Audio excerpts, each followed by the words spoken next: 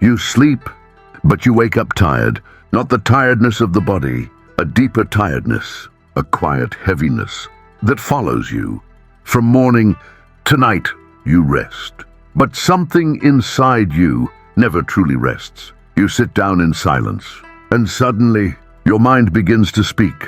It reminds you of things you should have done better, things you said, things you didn't say, moments you replay again and again, as if the past still needs your attention.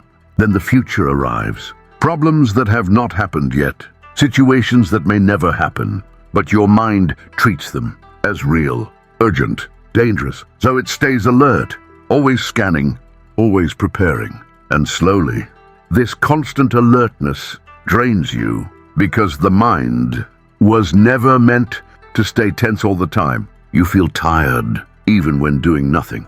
You feel exhausted before the day even begins. And the strangest part, from the outside, you look fine. You go to work, you talk to people, you smile. But inside, there is pressure, a silent pressure that never leaves. Most people think this means something is wrong with them. They think, I'm lazy, I lack discipline, I'm not strong enough.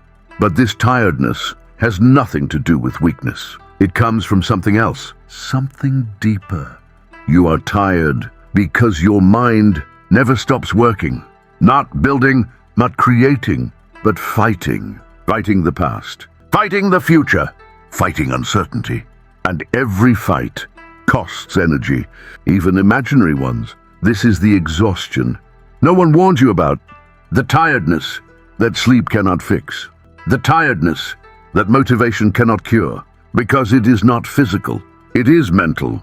And modern life makes it worse. Too much noise, too much information, too many expectations. Your mind never gets permission to stand down, so it keeps going. Until one day, you feel empty. Not sad, not depressed, just tired. And you start asking yourself, why am I like this? Why do I feel drained all the time? Centuries ago, there were men who lived under far greater pressure. Men who faced death, not in imagination, but in reality. Yet their minds were calm, their energy steady, their focus unbroken. They understood something about the mind, something modern humans have forgotten. Centuries ago, there lived a man who understood exhaustion in a way few ever have. Not from comfort, not from theory, but from life lived. On the edge, his name was Miyamoto Musashi, a swordsman, a strategist, a man who walked alone. From a young age, Musashi lived with danger as a companion. Every battle could be his last. Every mistake meant death. Yet those who wrote about him did not describe a restless man. They described someone else. Calm, unattached, clear. A man whose energy was not scattered. Because Musashi understood something essential. Fatigue is not created by effort. It is created by resistance. Modern life tells you that tiredness comes from doing too much. The samurai knew better. They knew the body can endure far more than the mind believes. What drains you is not action. It is inner conflict, thinking one thing while feeling another, wanting control over what cannot be controlled, living in fear of outcomes that do not exist yet. This constant inner friction burns energy like a fire that never goes out. Musashi wrote about this. Without ever using modern language, he observed it. When the mind argues with reality, energy leaks. When the mind clings to outcomes, energy collapses. When the mind refuses uncertainty, fatigue appears. Musashi did not waste strength on unnecessary battles, not in combat, not in thought. He believed that a warrior must conserve energy, not by avoiding effort, but by removing what is unnecessary. Unnecessary thought, unnecessary fear, unnecessary tension. Because a mind that is always preparing for imaginary danger is never at rest, and a mind that never rests will drain the body. This is why you feel tired, even on days when nothing happens, because inside, your mind is still fighting, replaying, predicting, resisting. Musashi saw this clearly. He understood that clarity is not found by thinking more. It is found by thinking less, but correctly. Not fewer responsibilities, not an easier life, but a simpler relationship with the mind. This understanding became the foundation of samurai discipline, a way of living where energy is preserved, not by escape, but by mastery. And this is where their true training began. The samurai believed that energy is lost long before the body feels tired. It is lost inside the mind, not through thinking itself, but through unnecessary thinking, thinking that has no purpose, thinking that leads nowhere, thinking that circles endlessly. They observed something simple.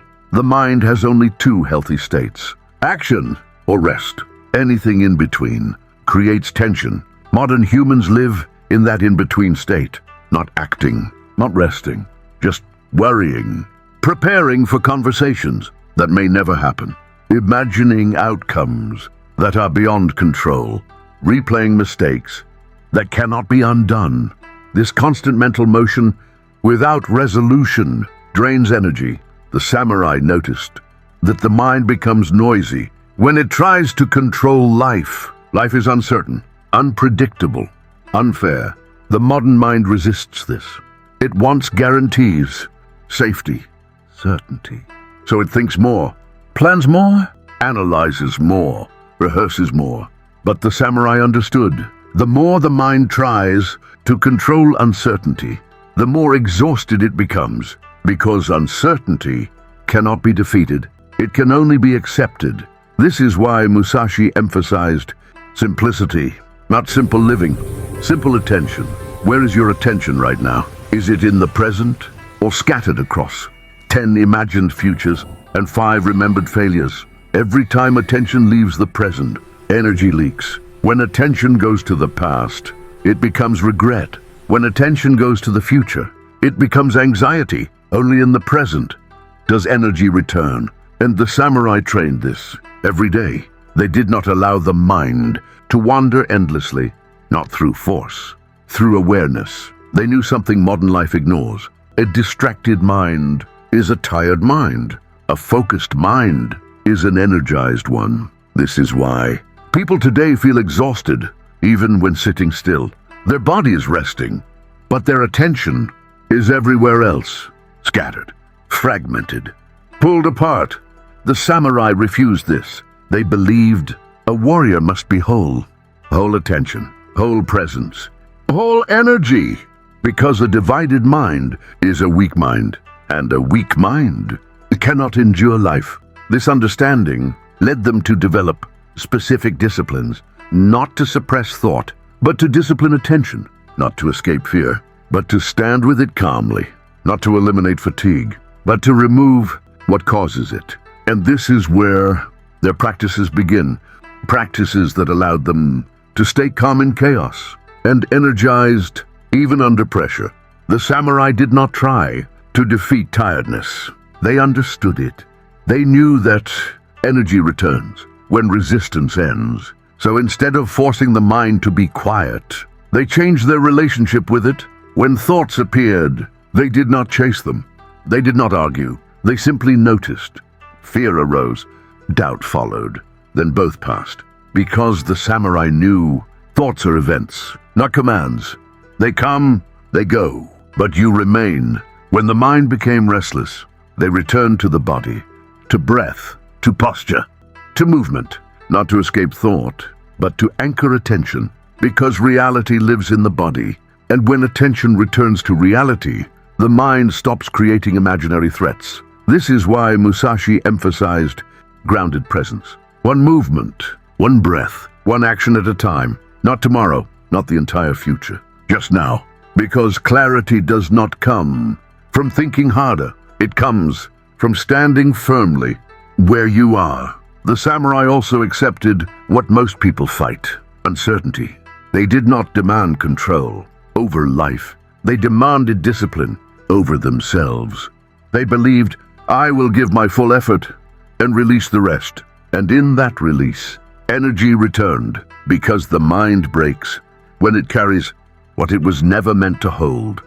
This is why the samurai could walk into danger calm. This is why Musashi could live alone, steady. This is why they did not collapse under pressure, because their energy was not leaking into resistance. It was preserved in presence. So if you feel tired, do not judge yourself. Do not fight your mind. Stand beside it. Train it like a warrior trains his blade, with patience, with discipline, with respect, because a calm mind is not a weak mind.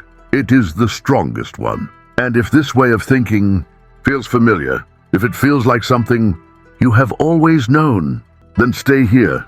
This channel exists to explore ancient wisdom for the modern mind, to help you build clarity, discipline, and quiet strength. Subscribe, not for noise, but for mastery. The way of the samurai is still alive, and it begins within you.